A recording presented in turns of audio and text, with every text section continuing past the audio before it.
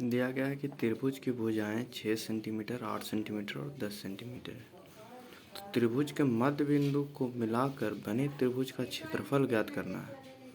अर्थात इस क्वेश्चन को देखिए कि एक त्रिभुज है,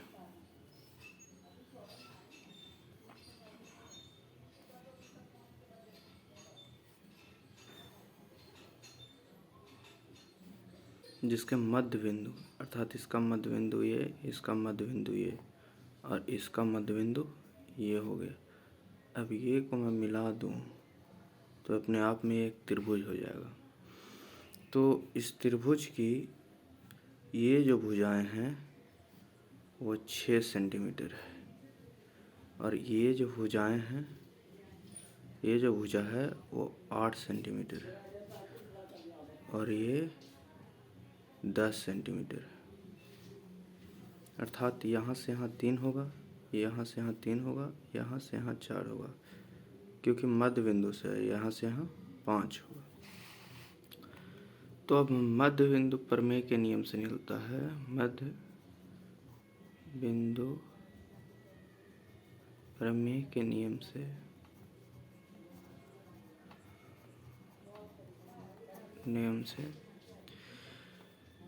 कि इसके अंदर टोटल 4 त्रिभुज बनते हैं।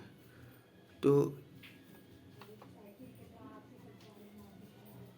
ABC का जो क्षेत्रफल होगा वो अंदर बने 4 त्रिभुजों के क्षेत्रफल के बराबर होगा। अंदर बने 4 त्रिभुजों के क्षेत्रफल के बराबर होगा। अर्थात हम ये कह सकते हैं कि ABC का क्षेत्रफल, ABC का जो क्षेत्रफल है वो हो जाएगा 1/2 इंटू बेस इंटू हाइट।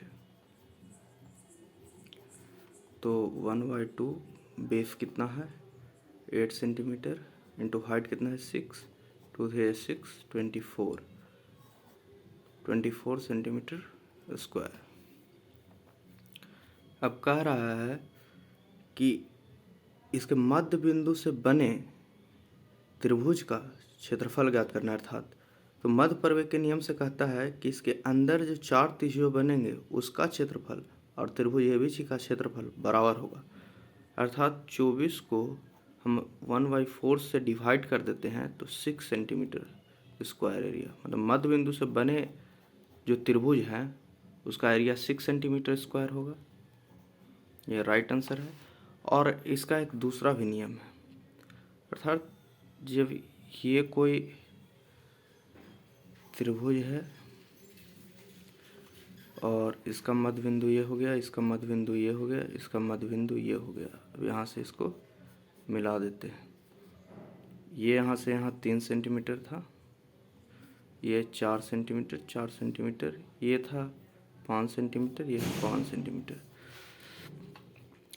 तो देखिए कि ये जो आपस में देखिए आपके सामने एक त्रिभुज बन रहा होगा। ये त्रिभुज को देख लेते हैं तो हम ये साइड को डिनोट कर सकते हैं। तो √3 का होल स्क्वायर प्लस √4 का होल स्क्वायर और 9 प्लस 16 125 का रूट अर्थात 5 सेंटीमीटर। ये जो है ये 5 सेंटीमीटर है। अब इस बगल वाले को देख लेते हैं तो ये अपने आप में एक और त्रिभुज बना रहा है। तो अब ये भुजा हमको निकालना है। तो देख लीजिए कि ये कर्ण है और ये आधार है। तो इसको करने के लिए कर लेते हैं 5 का होल स्क्वायर माइनस 4 का होल स्क्वायर, तो 25 माइनस 16 हो जाएगा। तो √9 अर्थात 3, ये भुजा 3 है। अब ये भुजा की बात की जाती है। देखिए अपने आप में ये भी एक त्रिभुज है। तो थर्ड केस में जो होगा वो √5 का होल स्क्वायर माइनस 3 का होल स्क्वायर बराबर कितना होगा 25 माइनस 9 अर्थात 16, 4 अर्थात ये जो है ये 4 है। तो हमें मध्य बिंदु से बने जो त्रिभुज की भुजाओं है उसका हर एक का कितना वैल्यू है वो हमें पता चल गया। तो अब हम निकाल सकते हैं, क्योंकि ये विषमबाहु है, क्योंकि इसका हर एक भुजा अलग अलग है, तो एक विषमबाहु त्रिभुज है। तो विषमबाहु त्रिभुज की एरिया जो होता है, विषमबाहु का त्रिभुज का जो एरिया है, क्षेत्रफल, वो होता है एस बराबर, तो आप लोग जान भी करते होंगे कि a+b+c/2 होता है। और फिर एरिया हो जाता है s into s minus a into s minus b into s minus c. S की वैल्यू, ए का वैल्यू 5, 4, 3 है, क्योंकि टोटल भुजाओं जो भुजाएं निकाले हैं, जो मध्य बिंदु से बने त्रिभुज है उसका भुजा निकाले हैं, इसको 2 से डिवाइड कर दिया जाए तो 5, 4, 9, 3, 12, 6 सेंटीमीटर। अब यहाँ पे रख लेते हैं तो 6 में से 5 गया 1, 6 में से 4 गया 2 और 6 में से 3 गया 3, तो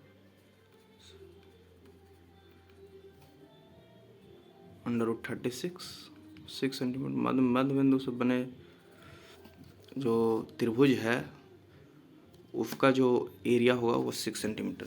मध्य प्रमेय के नियम से भी देख लीजिए कि इसके बने जो इसके अंदर बनेंगे तो 4 त्रिभुज, एक, ये 2, ये 3 और एक ये 4, तो ये चारों त्रिभुजों का जो क्षेत्रफल होगा ये आपस में तो बराबर होगा ही होगा, लेकिन ये चारों त्रिभुजों का क्षेत्रफल जब हम जोड़ जाते हैं तो ये जो है ABC के क्षेत्रफल के बराबर हो जाता है। अर्थात 4 त्रिभुज हम ले रहे हैं, निकालना है मध्य बिंदु से, तो 1/4 से डिवाइड कर देंगे ABC के एरिया में, तो एक त्रिभुज का एरिया हमें निकल जाएगा। और इससे भी कर सकते हैं, आप लोगों को जो अच्छा लगा वो देखिए, और मेरे channel go and win channel को सब्सक्राइब कीजिए, व्यूअर्स बढ़ाइए।